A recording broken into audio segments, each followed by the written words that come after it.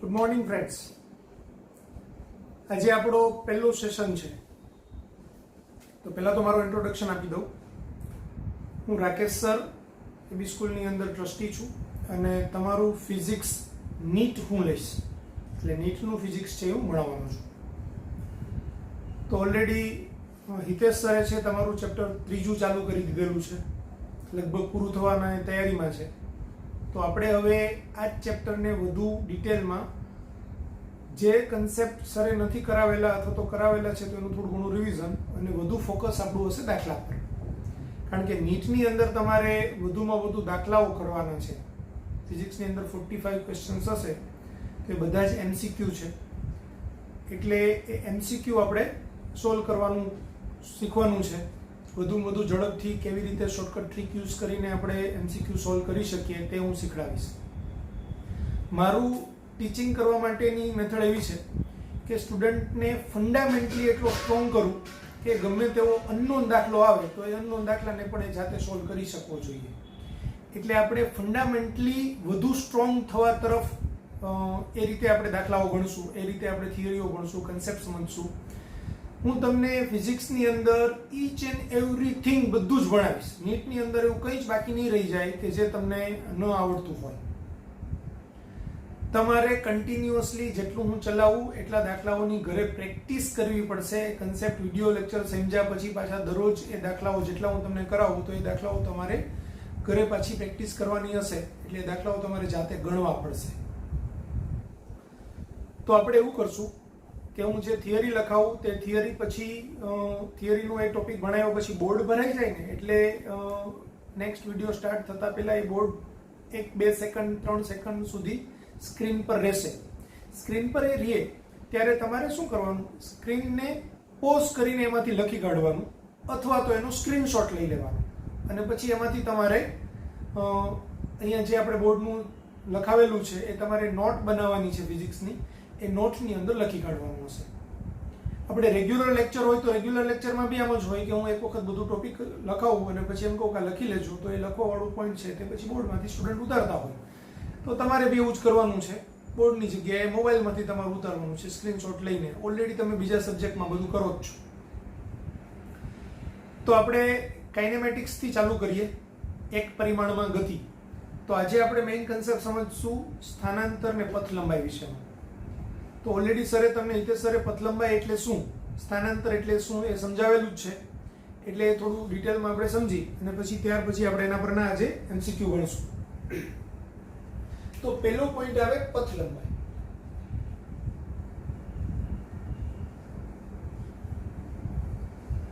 પથ લંબાઈ એટલે શું અને સ્થાનાંતર એટલે શું, તો એને એક ઉદાહરણની મદદથી આપણે સમજીએ.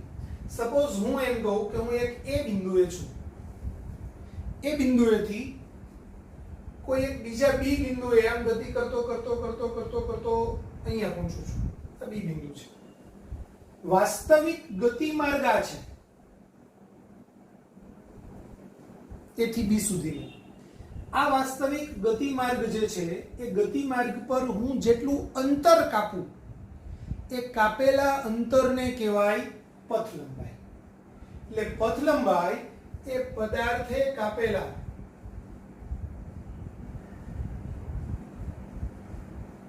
અંતરને પથ લંબાઈ કહે છે.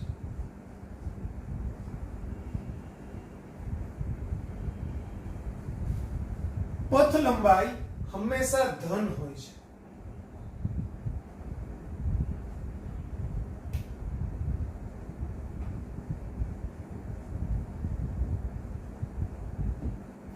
કેમ ધન હોય?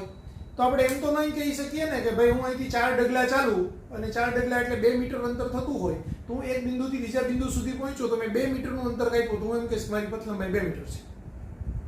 હું આમથી આમ ક્રોસમાં થઈને ત્યાં પહોંચું, 3 મીટરનું અંતર કાપ્યું તો હું એમ કહીશ કે પથ લંબાઈ 3 મીટર છે. પણ હું એમ તો ન કહી શકું કે મેં કાપેલું અંતર છે -3 મીટર છે. એટલે પથ લંબાઈ એ કાપેલું અંતર છે. ડાયરેક્શન કોઈ પણ હોય, કોઈ પણ દિશા હોય, પથ લંબાઈ એ અદિશ રાશિ છે.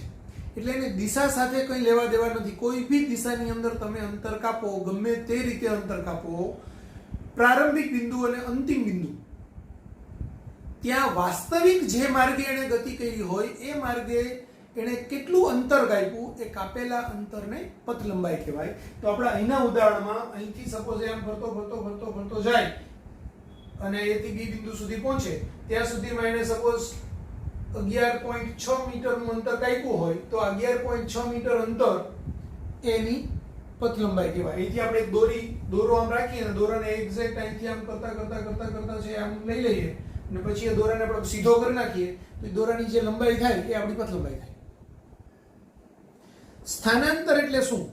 તો સ્થાનાંતર એટલે પદાર્થના બે જે પ્રારંભિક અને અંતિમ સ્થાન હોય, પદાર્થના પ્રારંભિક અને અંતિમ સ્થાનને જોડતો એક સદિશ લઈએ તો એ સદિશને એનો સ્થાનાંતર સદિશ કહેવાય.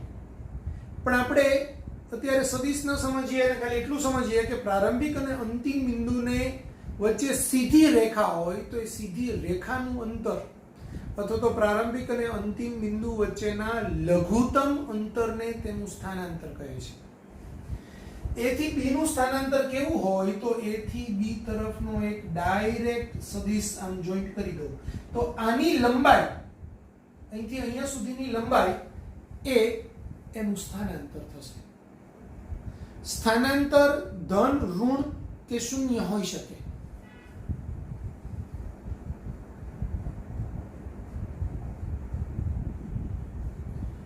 વાસ્તવિક વ્યાખ્યા છે પદાર્થના સ્થાનમાં થતા ફેરફારને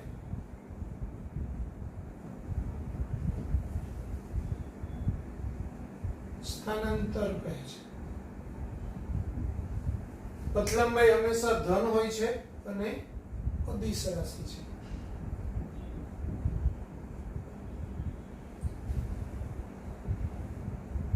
પદાર્થના સ્થાનમાં થતા ફેરફારને સ્થાનાંતર કહે છે અથવા તો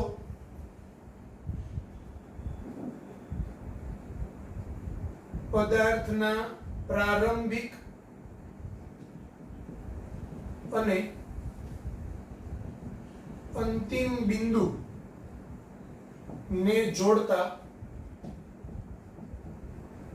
સદિશને સ્થાનાંતર સદિશ કહે છે.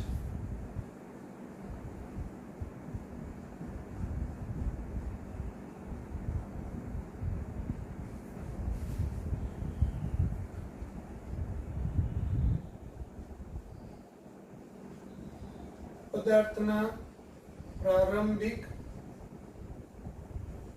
અને અંતિમ બિંદુ વચ્ચેના સુરેખ અથવા લઘુત્તમ અંતર ને સદિશ કહે છે, ને સ્થાનાંતર કહે છે.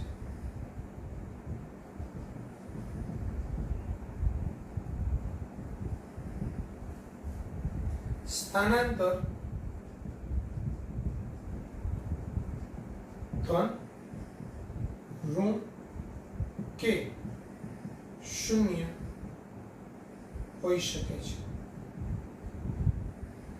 સ્થાનાંતર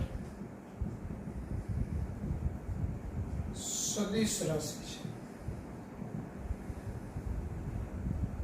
આપણે કઈ વ્યાખ્યાઓ તૈયાર કરીને ગોખવાની જરૂર નથી. આપણે કન્સેપ્ટ સમજવાનો છે કે સ્થાનાંતર એટલે શું અને પથ લંબાઈ એટલે શું.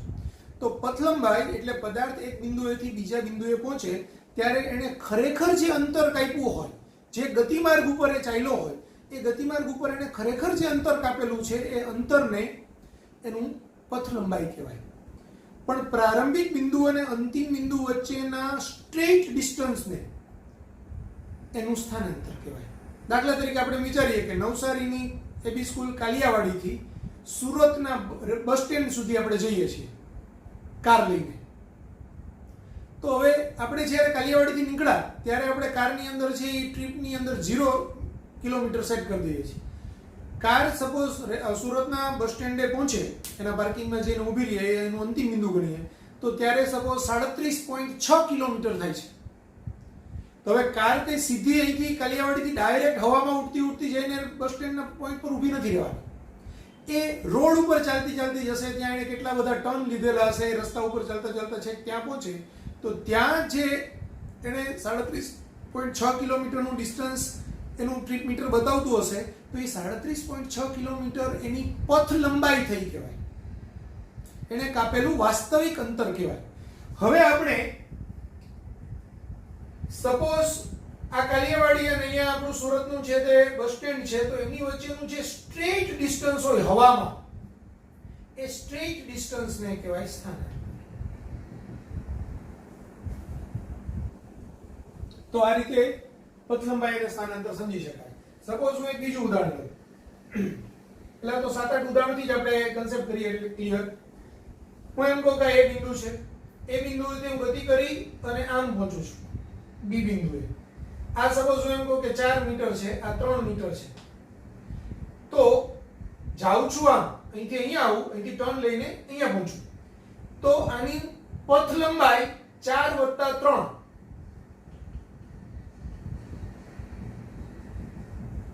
એટલે 7 મીટર થાય.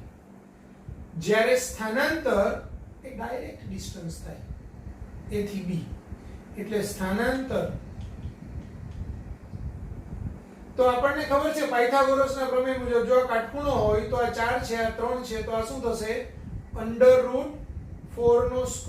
+ 3² એટલે કે √16 + 9 એટલે √25 એટલે કે 5 મીટર.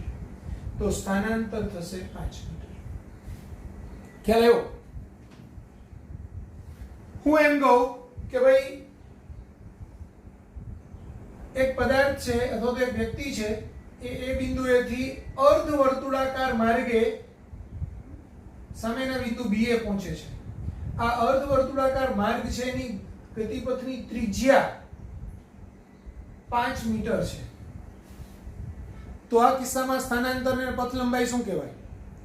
તો પથ લંબાઈ એટલે આ રસ્તે અહીંથી અહીંયા સુધી ચાલે છે.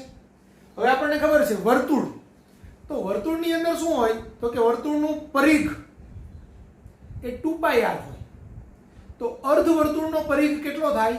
πr થાય. તો આના કેસમાં પથ લંબાઈ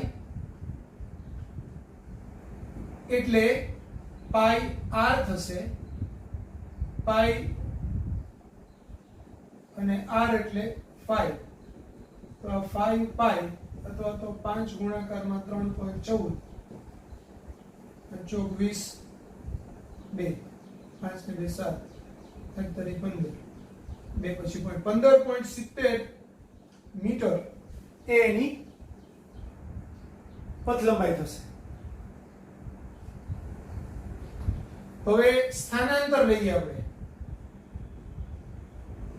તો સ્થાનાંતરમાં પ્રારંભિક બિંદુ A, અંતિમ બિંદુ B, અહીંથી આમ સીધું અંતર ગણીએ તો I 5 મીટર અંતર ને I 5 મીટર અંતર, અથવા તો r + r એટલે 2r થાય. તો આ 2 × 5 એટલે આ 10 મીટર થાય. તો અહીંથી એનું સ્થાનાંતર છે તે 10 મીટર કહેવાય. ખ્યાલ આવ્યો? હવે મેં ઉદાહરણ લખી લો, અહીંથી આટલું લખી લો.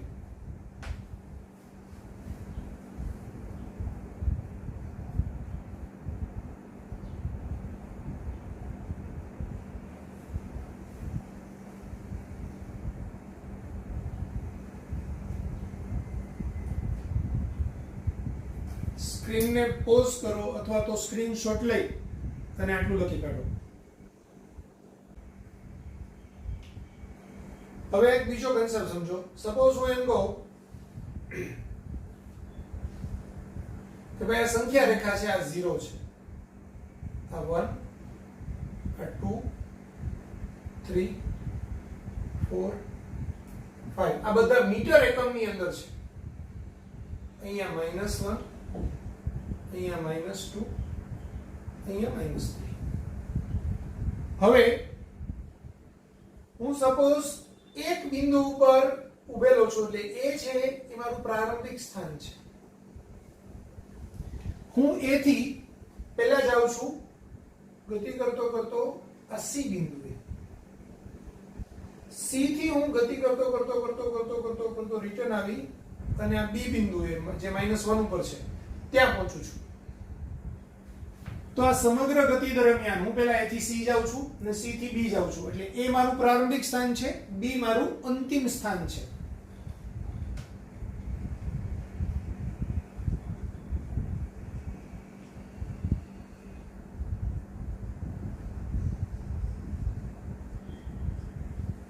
તો અહીંયા પથ લંબાઈ શું થશે? તો આપણને ક્વેશ્ચન થાય પથ લંબાઈ થાય તો સર તમે કીધું પથ લંબાઈ એટલે વસ્તુએ અથવા તો વ્યક્તિએ કે બિંદુએ કાપેલું વાસ્તવિક અંતર. તો વાસ્તવિક રીતે A થી પહેલા C જાય એટલે અહીંથી 1 મીટર, 2 મીટર અને 3 મીટર, 3 મીટરનું અંતર કાપ્યું. પછી C થી A B સુધી આવે એટલે 4 5 6 7 8. તો કુલ એને 8 મીટરનું અંતર કાપ્યું તો એની પથ લંબાઈ થાય 8 મીટર. એને આપણે લખવું હોય તો આમ લખી શકાય કે પથ લંબાઈ બરાબર AC વત્તા CB અંતર. AC અંતર આ 1 2 અને 3 અથવા તો 4 - 1 વત્તા CB અંતર. તો અહીંયા બી 4 - -1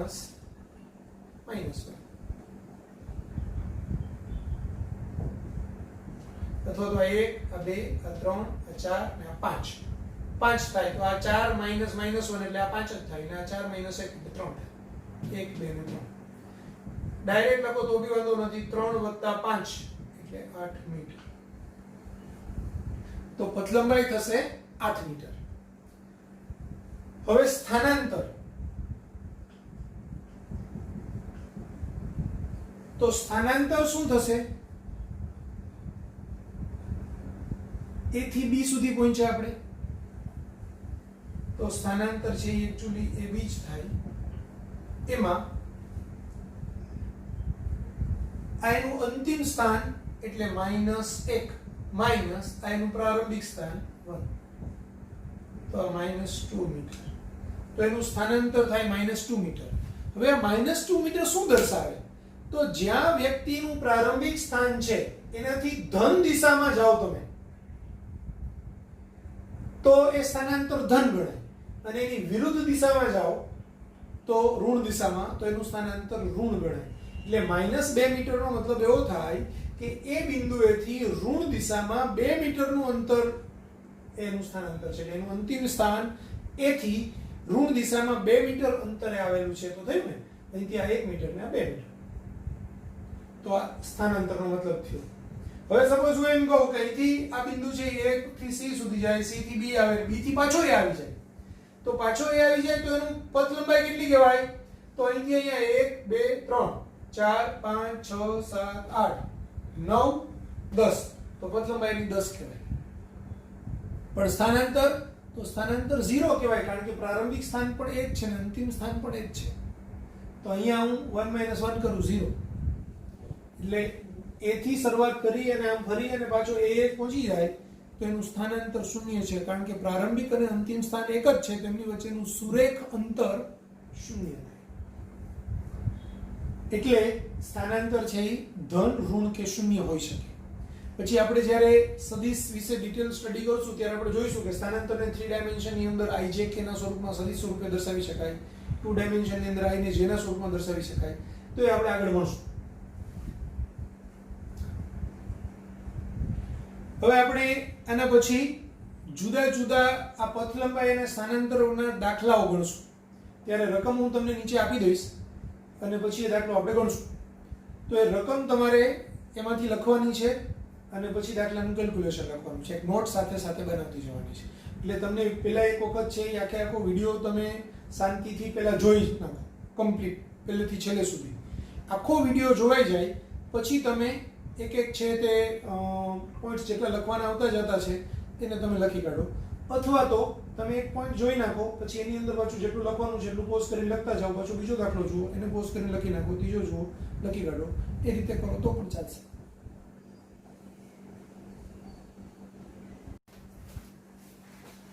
તો અહીંયા તમને ક્વેશ્ચન આપેલો છે, એક કાર r ત્રિજ્યાના અર્ધવર્તુળાકાર પથ પર એક છેડેથી બીજા છેડે જાય છે.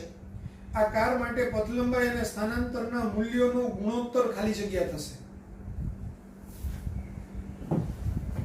તો અહીંયા એક કાર અર્ધવર્તુળાકાર માર્ગ પર, અને આપણે નંબર 1 આપીએ, તો અર્ધવર્તુળાકાર માર્ગ પર એક છેડેથી બીજા છેડે જાય છે, એટલે આ એનું પ્રારંભિક સ્થાન A કહીએ અને આ એનું અંતિમ સ્થાન B કહીએ. હવે શું થશે? તો આ એનું કેન્દ્ર, તો પથ લંબાઈ ત્રિજ્યા એની r છે, તો પથ લંબાઈ એટલે આપણે હમણાં જ આગળ આવો કન્સેપ્ટ પડ્યા કે પથ લંબાઈ એટલે પાઈ r કહેવાય, અહીંથી લઈને અહીંયા સુધીનું અંતર. જ્યારે સ્થાનાંતર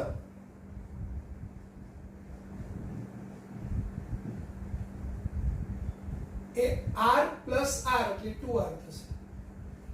તો પથ લંબાઈ અને સ્થાનાંતરનો ગુણોત્તર પૂછ્યો છે. ગુણોત્તર એટલે ભાગાકાર. તો પથ લંબાઈ છેદમાં સ્થાનાંતર એટલે પાઈ r અપોન 2r. તો આ આન્સર આવશે π/2. તો π/2 એ ઓપ્શન A માં છે, એટલે આનો આન્સરમાં ઓપ્શન આવશે A.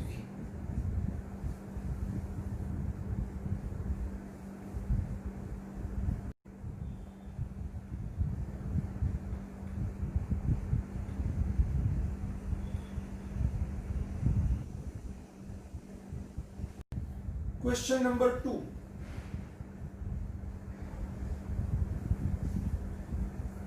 એક વ્યક્તિ સુરેખ પથ પર ઉત્તર દિશામાં 3 કિલોમીટર, ત્યારબાદ પશ્ચિમ દિશામાં 2 કિલોમીટર અને દક્ષિણ દિશામાં 5 કિલોમીટર ચાલે છે. આ વ્યક્તિએ કરેલ સ્થાનાંતરનું મૂલ્ય. તો તમને એમ કીધેલું છે કે સપોઝ વ્યક્તિ આપણે અહીંયા લઈએ કે આ વ્યક્તિ છે અહીંયા A બિંદુ પાસે, ઉત્તર દિશામાં 3 કિલોમીટર, આટલો આપણે સ્કેલ માપ લઈએ તો અહીંયા ઉત્તર દિશામાં 3 કિલોમીટર, ત્યારબાદ પશ્ચિમ દિશામાં. હવે સમજો, હંમેશા આપણે ઉભેલા હોઈએ, બોર્ડ તરફ આપણે ઉભેલા હોઈએ તો ઉપરની દિશા હંમેશા ઉત્તર કહેવાય, નીચેની દક્ષિણ કહેવાય. ઉત્તર દક્ષિણ, જમણો હાથ એ પૂર્વ કહેવાય અને ડાબો હાથ તે પશ્ચિમ કહેવાય. બરાબર? એટલે નોટમાં તમે લખો તો ઉપરની બાજુએ ઉત્તર, નીચે દક્ષિણ, જમણા હાથ બાજુએ પૂર્વ, ડાબા હાથ બાજુએ પશ્ચિમ. તો આપણને એમ કીધેલું છે કે ઉત્તર દિશામાં 3 કિલોમીટર, ત્યારબાદ પશ્ચિમ દિશામાં આ ઉત્તર છે. હવે ઉત્તરથી પૂર્વ આમ આવે એટલે પશ્ચિમ આ બાજુ આવે, તો પશ્ચિમ દિશામાં 2 કિલોમીટર. તો આપણે અહીંયા જેટલું અંતર છે એટલું લઈએ તો 2 કિલોમીટર સુધીનું ડિસ્ટન્સ કહેવાય. પશ્ચિમ દિશામાં 2 કિલોમીટર અને દક્ષિણ દિશામાં 5 કિલોમીટર ચાલે છે. હવે અહીંયા પહોંચ્યો, અહીંથી દક્ષિણ દિશા કઈ બાજુ કહેવાય તો કે નીચે કહેવાય, 5 કિલોમીટર. એટલે મારે અહીંથી 5 કિલોમીટર, સમજો અહીંથી આ જે ડિસ્ટન્સ આવે 3 તો થઈ જ ગયું અહીંયા સુધીનું, 1 2 ને 3, 4 અને 5, આ બી બિંદુ થયું. તો હવે વ્યક્તિએ કરેલ સ્થાનાંતરનું મૂલ્ય. સ્થાનાંતર એટલે શું સમજેલા આપણે? તો સ્થાનાંતર એટલે એનું પ્રારંભિક બિંદુ A અને અંતિમ બિંદુ B. A અને B ને જોડતું સીધું અંતર એને સ્થાનાંતર કહેવાય. તો અહીંયા સીધું અંતર તો આમ છે, આ સ્થાનાંતર થશે. હવે આ સ્થાનાંતર એટલે મારે આ અંતર શોધવું છે, લોજિક થી સમજવાનું છે. આ 5 કિલોમીટર છે. તો સમજો, જો આ 2 કિલોમીટરનું ડિસ્ટન્સ હોય તો આ પણ 2 કિલોમીટરનું ડિસ્ટન્સ અહીંથી અહીંયા સુધીનું, એટલે આ અંતર મને મળી ગયું 2 કિલોમીટર. હવે આ 3 હોય અહીંથી અહીંયા સુધીનું, તો અહીંથી અહીંયા સુધીનું આ પણ 3 હોય. જો આટલું 3 હોય, આખું 5 હોય તો આ 2 કિલોમીટર થાય કે? એટલે આ અંતર થશે 2 કિલોમીટર. તો હવે સ્થાનાંતર AB, તો પાયથાગોરસનો પ્રમેય આપણે અહીંયા લાગુ પાડી શકાય. તો આ 2 કિલોમીટર, આ 2 કિલોમીટર, તો આ શું થશે? તો AB બરાબર અંડર રૂટ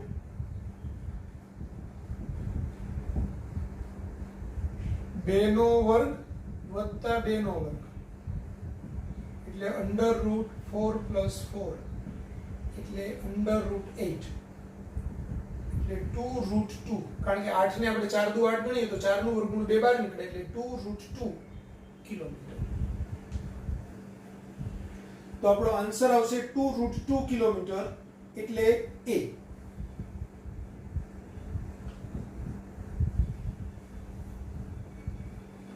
પોઝ કરીને લખી લેજો.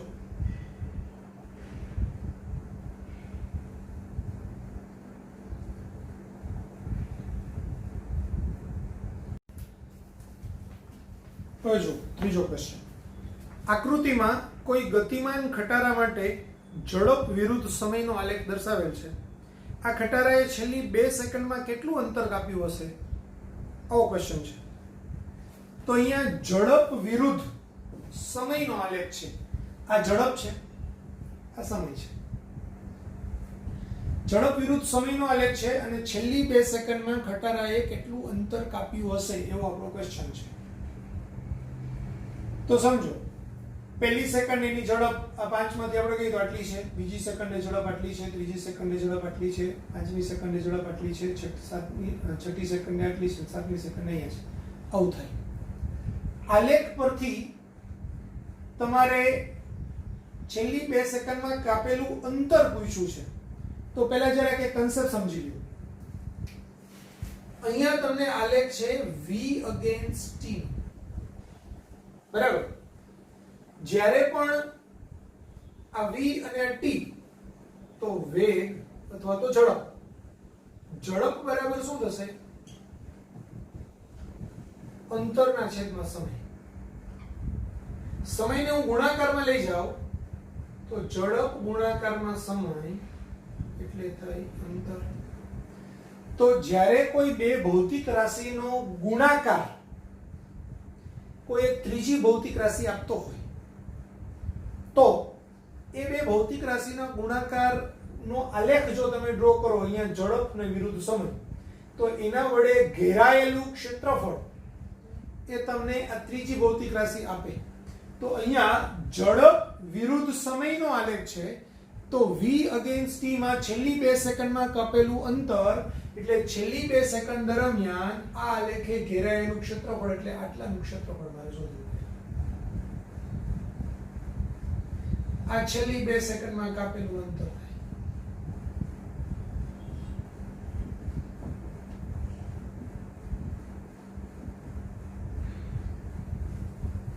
બરાબર? તો છેલ્લી 2 સેકન્ડમાં કાપેલું અંતર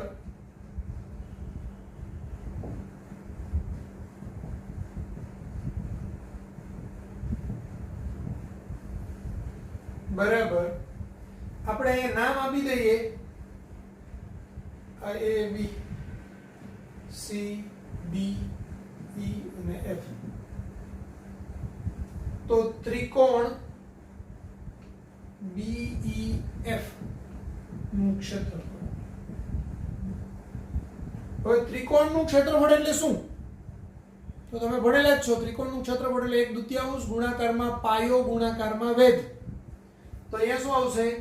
1/2 ગુણાકારમાં પાયો ગુણાકારમાં વેધ એટલે કે 1/2 ગુણાકારમાં હવે પાયો એટલે આ ડિસ્ટન્સ. તો અહીંયા આ 5 થી 6 એટલે 1 એકમ ને આ 2 એકમ. તો ડાયરેક્ટ જ આ 1 ને 2 ડાયરેક્ટ લખો તો ચાલે. તો 7 - 5 એટલે 2. તો આ થશે 2 ગુણાકારમાં અહીંથી અહીંયા સુધીનું ડિસ્ટન્સ. તો અહીંથી અહીંયા સુધીનું ડિસ્ટન્સ એટલે અહીંથી અહીંયા સુધીનું ડિસ્ટન્સ થાય તો આ 20. આ 0 છે અને આ 20 છે તો 20 - 0.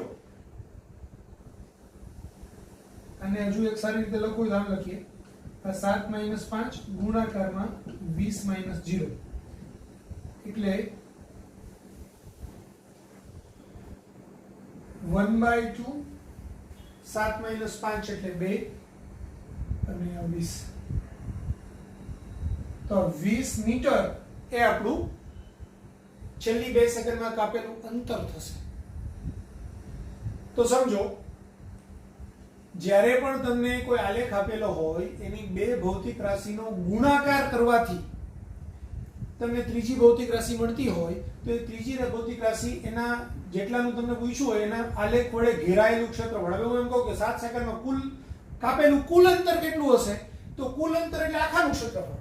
તો આનું વત્તા આનું. હું એમ કહું કે આ ત્રીજી થી 5મી સેકન્ડ દરમિયાન કાપેલું અંતર કેટલું હશે, તો ખાલી આટલાનું ક્ષેત્રફળ. હું એમ કહું કે પ્રથમ 5 સેકન્ડ દરમિયાન કાપેલું અંતર કેટલું હશે, તો આ ત્રિકોણ અને લંબચોરસ આટલાનું બેનું સરવાળો. હું એમ કહું કે 4 સેકન્ડ દરમિયાન કાપાયેલું અંતર કેટલું, તો 4 માંથી મારે છે અહીંથી આમ ડ્રો કરવાનું. પછી આનું અંતર એટલે આટલાનું ક્ષેત્રફળ વત્તા આટલાનું ક્ષેત્રફળ, એવી રીતે શોધવાનું. એટલે આમાં તમને આ પ્રશ્ન ભલે એક જ છે, પણ આમાંથી જાતની રીતે પ્રશ્નો બનાવી શકાય. કન્સેપ્ટ બેઝિક એટલો કે જેના વચ્ચેનું તમને અંતર પૂછેલું હોય એ પ્રારંભિક અને અંતિમ પરથી તમારે લાઈન ડ્રો કરવાની અને એટલાનું ક્ષેત્રફળ તમારે શોધવાનું, તો તમને મળે. હવે હું એમ કહું કે બીજી અને ચોથી સેકન્ડ વચ્ચે, તો બીજામાંથી મારે અહીંથી ડ્રો કરવું પડે અને પછી આલેખ પરથી આમ કરીને આપણે શોધવું પડે કે ભાઈ અહીંથી આ અંતર કેટલું, અહીંથી આ અંતર કેટલું, એ બે પરથી આટલા ત્રિકોણનું ક્ષેત્રફળ શોધવાનું, આ લંબચોરસનું ક્ષેત્રફળ શોધવાનું અને અહીંથી અહીંયા સુધીનું આ પટ્ટાનું ક્ષેત્રફળ શોધવાનું. એમ કરીને ત્રણેયનો સરવાળો કરો એટલે ટૂંકમાં આ કુલ આટલું ક્ષેત્રફળ કોઈ બી રીતે શોધી લ્યો તો બીજી થી ચોથી સેકન્ડ વચ્ચેનો આપણને જવાબ મળે. તો અહીંયા આપણે આ ક્વેશ્ચન જે તમને આકૃતિમાં બતાવેલો હતો એ ક્વેશ્ચનમાં આલેખ ડ્રો કરો. અહીંથી આટલું લખશો તોય ચાલશે, આ ખાલી સમજવા પડતું છે. લખો તોય વાંધો નથી, ન લખો તોય ચાલશે. અને ચલો તો પોઝ કરીને લખી લો.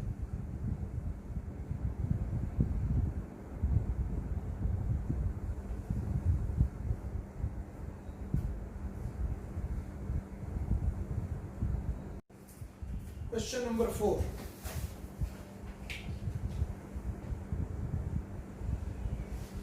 આકૃતિમાં કોઈ ગતિમાન કણ માટે વેગ વિરુદ્ધ સમયનો આલેખ દર્શાવેલ છે. 0 થી 20 સેકન્ડના સમયગાળામાં કણનું થતું સ્થાનાંતર ખાલી જગ્યા છે. તો અહીંયા તમને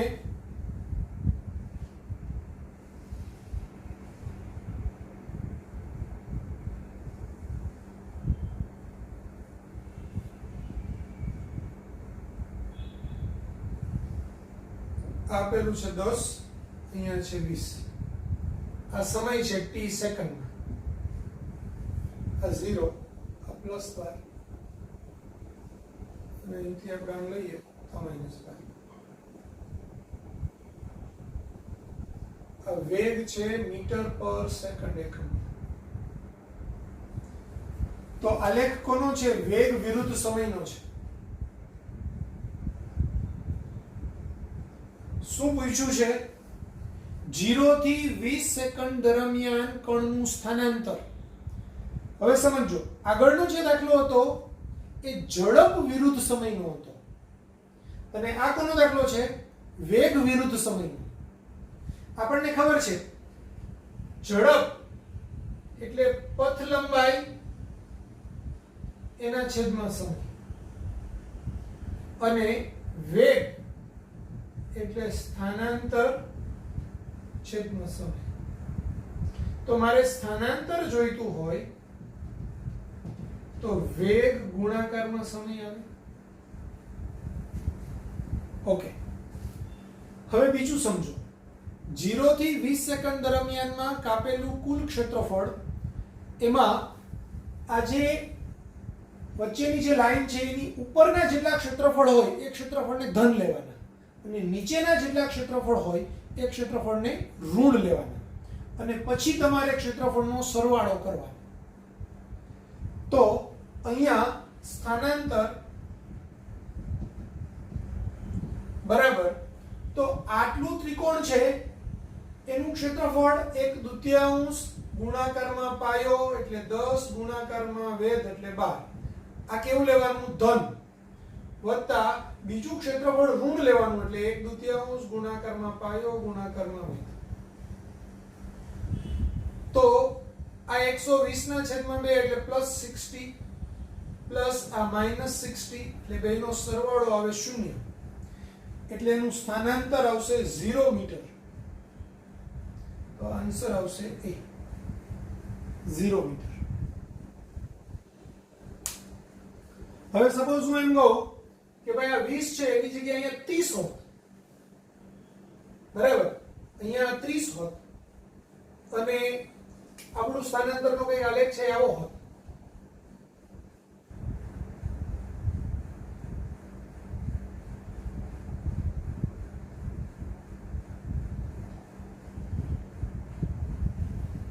આ 12 મીટર પ્લસ આ માઇનસ 18 મીટર, આ 30, આ 0, સોરી આ 10, આ 30 અહીંયા છે. તો હવે આના માટે આપણું શું થાત, એક્સ્ટ્રા ખાલી સમજવા માટે અલગથી દાખલો બનાવું છું, સમજાવું છું ખાલી. તો આનું તો જે પ્લસ ક્ષેત્રફળ થવાનું હતું એ પ્લસ 1/2 ગુણાકારમાં 12 ગુણાકારમાં 10, આનું તો ધન જ થાય, વત્તા આનું ઋણ થાય 1/2 ગુણાકારમાં પાયો તો 10 થી 30 એટલે 20 મીટર, અને વેધ અહીંથી આટલું અંતર એટલે આ કેટલું છે 18, એટલે આનું સ્થાનાંતર થતે આ 60 થાય, અહીંયા 10 થાય, 18 ગુણાકારમાં 10 એટલે -180 થાય, તો -120 મીટર. તો એનું સ્થાનાંતર -120 મીટર થાય.